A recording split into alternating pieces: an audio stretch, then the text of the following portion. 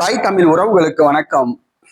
அதிமுகவிலிருந்து விலகி வேல்முருகன் கட்சியில் இணைந்தார் என்ற தலைப்பில் இந்த காணொலியை காண்கிறோம். அதிமுகவிலிருந்து விலகி வேல்முருகன் கட்சியில் இணைந்தார். ஆச்சரியமா இருக்கா?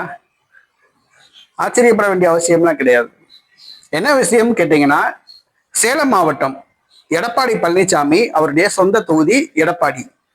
அந்த எடப்பாடி தொகுதியை சார்ந்த ஒரு 10க்கும் மேற்பட்ட அதிமுக தொண்டர்கள் அதிமுகவிலிருந்து விலகியுள்ளனர். நம்முடைய சந்தன வீரப்பன் அவர்களுடைய மனைவி முத்துலட்சுமி முன்னிலையில் தமிழக வாழ்வுரிமை கட்சியில் அவர்கள் தங்களை இணைத்துக் கொண்டனர்.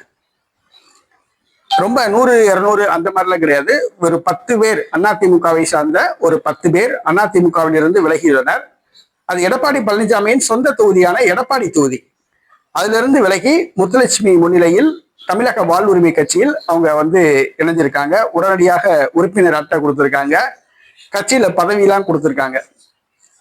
தமிழக வாழ்வுரிமை கட்சி என்பது ஒரு மக்கள் செல்வாக்கு இல்லாத கட்சி என்பது நம் அனைவருக்கும் தெரியும். வருகிற சட்டசபை தேர்தலில் திமுக கூட்டணியில் அவர்களுக்கு ஒரு தொகுதி கூட ஒதுக்கப்படாது என்று கூறப்படுகிறது.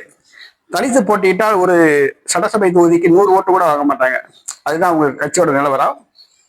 இப்போ அதிமுக விலகினவங்களுக்கு உடனடியாக பதவி வழங்கப்பட்டதாக கூறப்படுகிறது.